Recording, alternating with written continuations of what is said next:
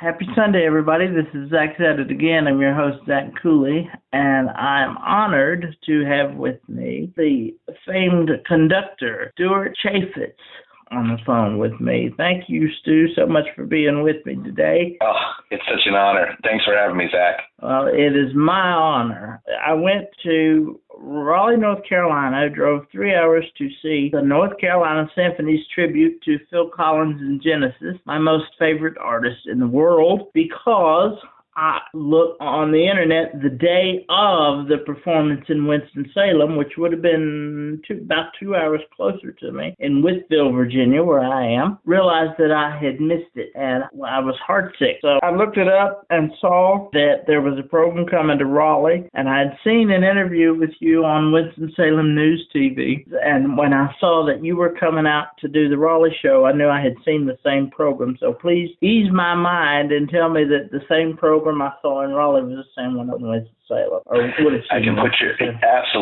put your mind to ease. It was the exact same program, and I'm again grateful that you took a 3-hour trek to come and check this out. As in Winston-Salem, it was just complete magic to be able to perform this wonderful music. I think, as you do, obviously, Phil Collins and Genesis was like a game changer for my life, and certainly for yours and many, many millions of others who can really appreciate his musicality, his voice, his passion, how his world's influence of relationships and just day-to-day life can be put so eloquently into a song.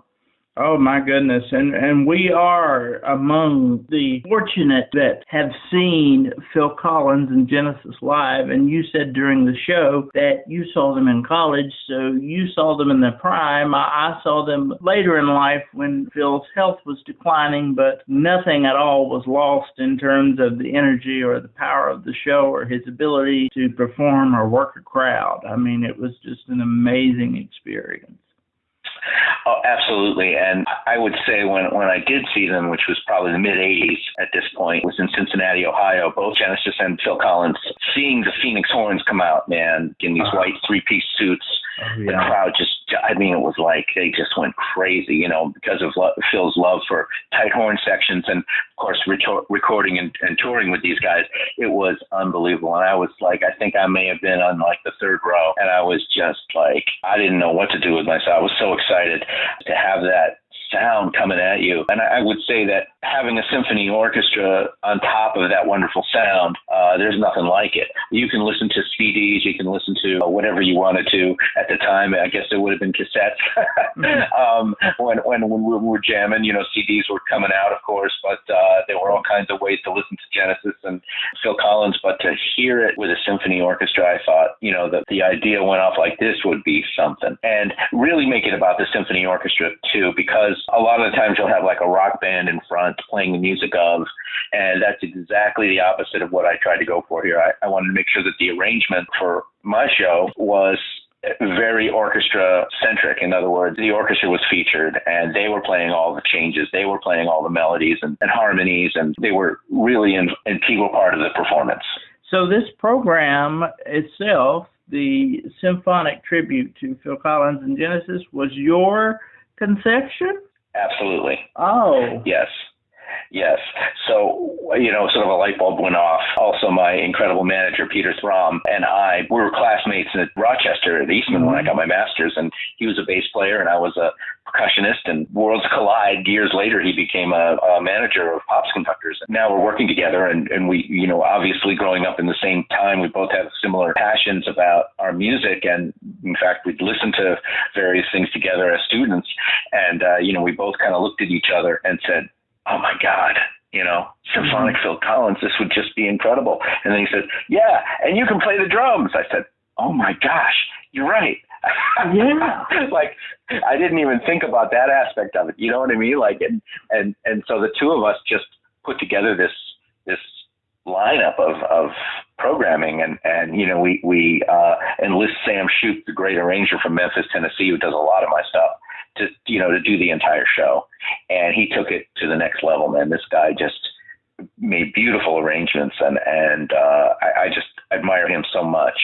So absolutely. And I'm so glad that you mentioned the Phoenix horns, because aside from Phil's drumming, his horn arrangements are my favorite part of his music.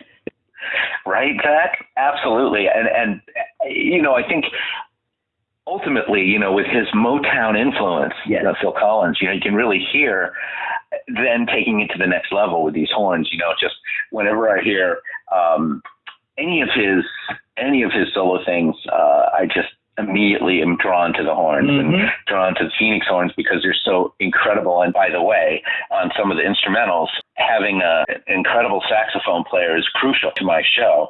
We usually go local, and boy, was that guy good. He was so good. Yes, it was Greg Gelb. It was funny because when I was flying back from Raleigh, the internet was down on the plane, and so I started going through my music, and the first thing that came up was my Earth, Wind, and Fire recordings. And I was listening to these horn players, and I just, a smile came to my face because it, you know, talk about like, you know, just the coolness of just playing all of Phil's music with all those tight horn sections, especially Studio and some of the others. I just, and then listening to them in their sort of their original fashion and in their original format with Earth, Wind, and Fire was like, oh, this is just, it's a blessing. So I felt so lucky, and it got me through that long flight back to San Francisco. There's nothing like being sort of surrounded by that velvet, lush, intense, rhythmic wonder of what is a symphony orchestra today. Isn't that the truth? And the fact that Phil Collins is one of those rare writers, because particularly not every rock musician their music cannot be transitioned to symphonic interpretations very well. But when you have somebody that's as talented as the Beatles, for instance, or Phil Collins, you can make the transition from rock to classic very well. And, you know, you raise a very, very, very interesting point, because before we decide to invest and put our energy into something, we really have to look at it from that perspective and say, well, would this music translate well with a symphony orchestra? And that's the first question you really have to ask yourself, because there are so many artists out there, as you had indicated, that it doesn't work. You know, you have to say, well, it's really, you know, as much as I like the music of X and the music of Y, they don't really necessarily translate to a full orchestral accompaniment, which is fine. You know, it's just that when you're envisioning something that we did, you know, this past weekend in North Carolina was, you know, a complete you know, one of those moments where you're like, this is going to work, you know, because when you listen to the Genesis stuff, I mean, when, you know, the first thing, Turn It On Again, you know, it's like, you know, it's just dun, dun, dun, dun, dun, dun, you know, just the energy. Yeah. Because Genesis opened the show with that when we saw them in Charlotte with my 8-year-old daughter, who I'm proud to say I have properly brainwashed. Her two favorite bands are Genesis and the Beatles. Because the Beatles are my wife's favorite, and Genesis is mine. So I love that. Well, Zach, I was fortunate enough to see the picture of you and your daughter. Yep. And that was a real, you know, bonus for me to see just the sheer joy of Daddy's girl getting influenced in Daddy's music. You bet. Because we had masks on, but you could see our smiles through. You could see our smiles through the mask. Isn't that amazing? I've learned that over the last couple of years. You can see when someone's smiling. Yeah. And it's funny though, because you're very, very often backstage when I go to a different orchestra. Very often, management or musicians are, you know, some of the policy is to wear a mask off stage before you go on stage. And to this day, I haven't seen what the personnel manager looks like, or the librarian looks like, or the, you know, I just see the hair in the eyes, and I can see when they're smiling. But, you know, if I was to walk down the street, I would be terrified when they said, "Hey, we work together," and you know, that's right, I guess. Put your mask back on. Okay, I recognize you now. Yeah, I haven't seen the face, but you're right. To open with a song that has the energy like turn it on again, and to close with something like "Take Me Home," where the drums keep going up and up and up, and the orchestrations are following with you and going up and up and up. Yes, it is something. I'm so glad that I made the 3-hour trip, because I was debating. I was like, with my mobility being limited and my not being 25 anymore, I was thinking, do I really want to make the trip? And I looked around and I saw that was the only place it was coming, and it was within driving distance. And I just called up my friend and I said, if you will drive me, I will buy you dinner. I will pave your way. I've got to go to this. So I'm so glad you did, and I'm so honored that you took the time. Oh, I really am. It was my honor, because we were both just blown away. I mean, I thought of 10 other songs that you could have played. I mean, With that being said, was it hard to narrow the list down? Yes, it was.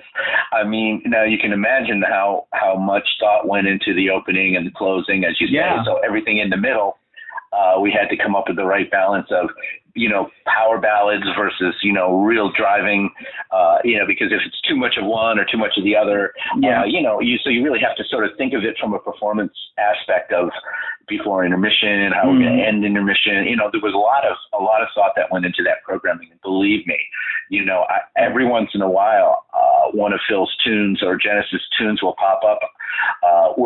Interestingly enough, like in the drugstore or the supermarket, and I'll just be like, oh man, we should have done that one. Or, I wish we could have. It's funny because I have a classic Broadway show that I do as well, and that you run into this. There could be a part 1, part 2, and part 3. I have a totally 80s show that's coming back in North Carolina next year, which again, it's like there's so much music that could have been, and that you just have to sadly say, I wish we could do this, but we need to do this, and a lot of it has to do with programming and where it would land in the program and how it fits before an upbeat tune, there's so many considerations that go into a program, and that's really the skill. It's funny, Zach, because I think about conductors who have, say a traditional classical program, right? So you got like Rossini Overture, Mozart Concerto, Intermission, Tchaikovsky Symphony. I think to myself, all right, that's not that hard. Right. I mean, as far as just presentation and regarding programming, you can put a program like that together in 30 seconds. Right. But to do what we have to do, really the challenge is putting together the program of tunes that are 3 and 4 minutes, coming up with 17 or 18 tunes in a way that works, and in a way with conversation and entertainment aspect of it. It's just a completely different ballgame. And people forget, when it comes to symphonic pops, how much effort has to go into the overall performance aspect of it. And you know what, Zach, despite all of that, the music has to be really, really good, right? So the basis for all of this was the fact that Phil Collins and Genesis was so incredibly awesome that we were able to, focus on all the other details, because the music was so solidly there already. Right. And what you're trying to do is bring people like me. I have never been to a symphony concert. So you're trying to bring people like me into the symphony, and you put Phil Collins on it, and you got me. I love that. And did you clap when I said first time to the North Carolina Symphony? I did, yes. And then I cheered and applauded when you asked how many have seen Phil Collins and Genesis. Yes. Because I said, yeah. I love it. To me, we've struck gold, because people are coming to the symphony, as you say, for the first time. They're interested in the repertoire and what we're performing. And it's just, to me, that's when I knew for myself, being a professional timpanist in an orchestra for many years, realizing, when I started taking up conducting, that this was a void that I really wanted to fill, because there were so many great artists out there and so many people who have never experienced something that we did on Saturday or Friday that was unique. And I think that's a really special thing, and I feel so lucky to be able to do this. I mean, to be able to get to play drums and conduct and, perform music of my idol. It's a very, very lucky. And, I said to the two singers and my great friend and wonderful drummer, Brian, afterwards, we did a little toast, and I said, how lucky are we to be able to get to do this and perform it for people who love it as well. And I'm just so grateful every day that I get to do this, because not many people get to say that they get to do what we do, and to be able to share it with so many wonderful fans of the music. And to me, I've done what I needed to do. It's like, and I just feel so happy, and just I'm forever grateful.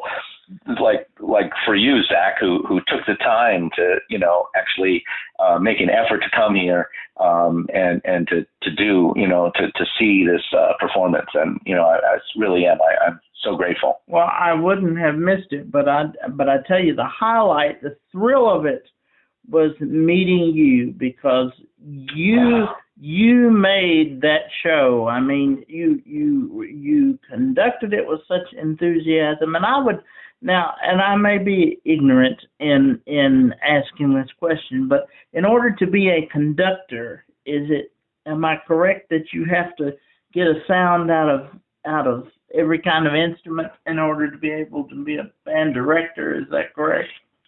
Well, a band director is, you go to school for music education. So that would require you to have, courses in woodwinds and brass and percussion and strings and, various things that you would then be able to help teach and coach. Right. But, very often orchestral conducting, people come from it from different ways, right? So sometimes you get like this incredible pianist who decides they want to be a conductor. Sometimes there'll be an oboist who wants to be a conductor, or, just all around, or a singer. So for me, I was a percussionist, and I was in a symphony orchestra professionally for, close to 30 years, more now. Yeah. Both in the Honolulu Symphony for 20 years and the Chautauqua Symphony for 25 years. And so I was able to watch conductors and, more importantly, from an orchestra perspective. So I was able to see what they did and, more importantly, what not to do. And I kind of kept stuff in the back of my mind and said, okay, that didn't work. But like anything, you could learn all about all the instruments and, what you do because you're in the symphony and you know what to listen for. But also, like anything, getting up there and doing it gives you an idea of what it feels like, because what it appears is definitely different from what it feels like when you get up there. The only way you can do that is by doing it, right? I mean, you can teach somebody how to drive, but you really don't know how to drive until you get behind that wheel. You can tell when you know the music, because by the way you point to each section, when this part is supposed to quiet down so this part can come in. You can tell how much you loved Phil Collins, and to see you during the studio come dancing down through there and to get on the drums. That to me, to watch the two drums face off, because in a Phil Collins show, the drum duets were always a big part of the show. So I kept waiting for you and Brian Kushmal to do this big drum duet. And so I said, it's funny that you say that, because me and Brian are talking about adding a little something, like starting off Take Me Home as a drum set thing,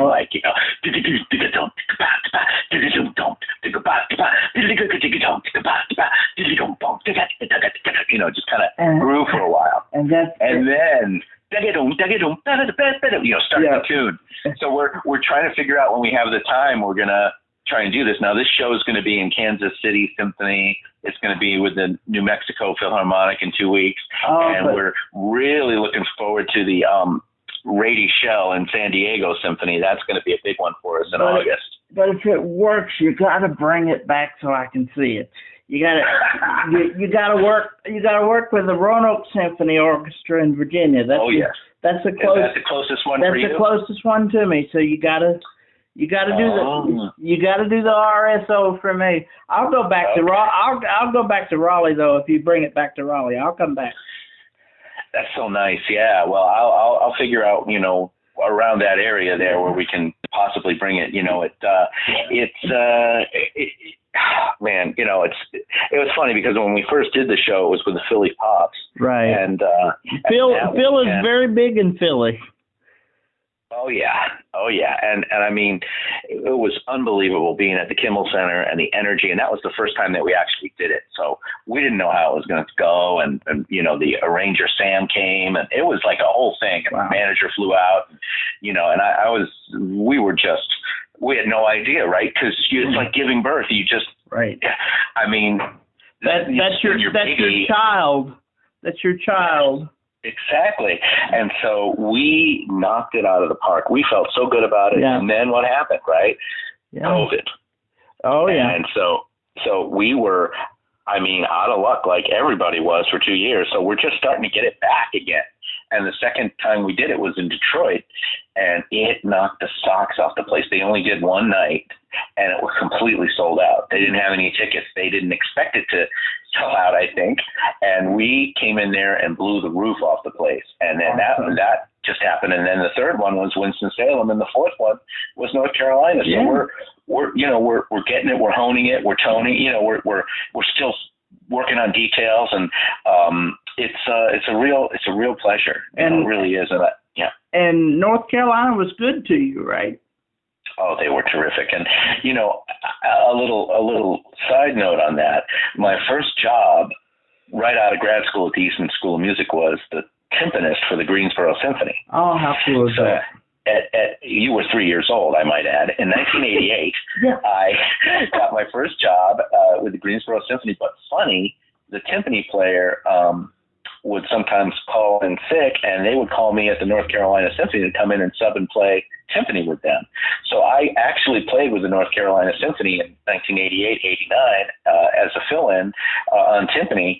Talk about full circle. Yeah. And when I conducted, I have a superheroes program that I conducted in Winston-Salem last year. And, that had been the first time that I'd been to the Piedmont Triangle since I moved there back in 88. I then went to the Honolulu Symphony in 89. So it was the first time I'd been back, and to be able to conduct, the Winston-Salem Symphony was truly a treat as well. Because we used to go to the Stevens Center and check them out. And, I played extra there too. A lot of the Greensboro Symphony people played the Winston-Salem Symphony as well. So, if I can get this show to Greensboro, that'd be fun. And I would be there. I would be there. Yeah. I would be there tomorrow. Wow. That's so cool. Well, I'm just forever grateful for having the opportunity to do this. And, as always, artistic administrators from the symphonies talk, and we're hoping to get the word out and so that people can really enjoy themselves, and we can give them beautiful music. I wanted to say that I really appreciated, we touched on it earlier, but I really appreciated you mentioning the tight horn sections, because that's my favorite part of Phil's music. And I have never heard, I don't think Genesis ever played No Reply at All with a horn section other than when they recorded it, because you couldn't get Earth, Wind, and Fire to come on the road with you for one song. So to hear that done with a proper horn section just blew me away. And then you have great songs like Studio and I Missed Again, one of my very favorites, with that classic Motown, just the way you carried it. And when you went and you played Studio which a lot of that was on the track was done on drum machines, and to see that done with live drums, I thought that was unbelievable. Brian Kushmal was fantastic. You couldn't have gotten a better one. Well, and that's the thing. I mean, the beauty of that is that we've literally played together for 30 years. I mean, he was the principal percussionist of the Chautauqua Symphony, and I was the timpanist of the Chautauqua Symphony.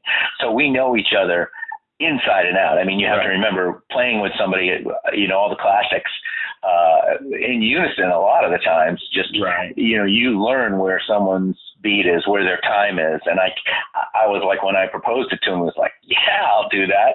And so we just both, this is just such a great moment for the two of us, really, to be able to be Phil and Chester. And no due respect, we'll never be Phil and Chester, but certainly we can relive the fantasy of having the opportunity to play all those iconic licks. And Brian, when he did I Don't Care Anymore, it was like, whoa. Yeah. And I have to say, of Aaron's vocal performances, I really liked I Don't Care Anymore more than any of them, because that was when he finally he's obviously a great Broadway singer and has that Broadway tone, but when he got to I Don't Care Anymore, he got a little grittier. And it's funny you say that, because initially when I gave it to him, he said, I don't know, I maybe we can make this an instrumental. I said, no. I said, you have to sing this, Aaron. He says, yeah, but man, it's just, I just don't know. I said, trust me, do not. And sure enough, it turned out to be his best thing. Nah, he wasn't going to do it. I mean, he didn't want to do it. And I said, you got to do it, man. Now he put on that leather suit, and he you put the stand with the mic, and he was living out another one of my fantasies there. Well, Aaron's a very talented guy, and as you know, when I didn't realize it, but Phil Collins has a very high voice. And just naturally, and he punches stuff out that someone like Aaron can do, because he has a very high voice, and he's able to do it. But that's a very interesting comment about the grittiness, because I agree with you 100%. When he goes for it, it's like, wow, like Turn It On Again, it's a hard thing to sing, because there's a lot of meter changes, and and it's a very interesting observation on your part, for sure. I would say I agree with you, especially I Don't Care Anymore, because that I turned to him and I said, you see, I said, I told you, and he's like, okay, you're right, And then he looks back and says, wow, now all of a sudden I'm a rock singer. But I knew when you played Sussudio, because the whole build up all evening was the drum fill for in the air tonight, which I'm gonna work into my funeral program somehow. That was epic, especially when you were there on Saturday night. That was an epic. The audience stood, everybody got into it, and that's such a great moment. Yeah, and it was like when you went back to play on Sussudio, I thought, oh, I know when he's going back to the drums. He's gonna go back to the drums, and I said, I know that Stu's gonna be back behind that drum kit just in time for that drum solo. Well, I had to throw in the reverb on met. Yep. And that's I just thought, you danced your way doing what I would want to do but couldn't get up to do. You were the star of the show. Oh, thank you. I really appreciate that. I hope that we're gonna see Phil again. So you're gonna have some more shows around the country. And oh God, I hope so too. I mean, that's our goal, and it's been, picking up, and we'll just keep plugging. But well, you know what? That's the most important thing, just to be able to connect with people. Not worried necessarily about the career. I'm just worried about making music and meeting people who appreciate it, and that's the goal. I just love music. Is just all of it, and it's when it can all come together, when many genres come together, and see people's smiles on their faces after a concert. And when I see somebody in a cafe and they say, you know what, that was a lot of fun, man. I'm like, you know what? That's where it's about. That's what it's about. Well, so keep Roanoke in mind for Phil. You betcha. Keep rocking. Yeah, appreciate you so much. Thank you for making that evening so special for me. Oh, thank you for coming. Yeah, my pleasure. Thanks so much. Take care of yourself. Right. We'll keep in touch. Sounds good. All right. Bye-bye. Take care now. Bye.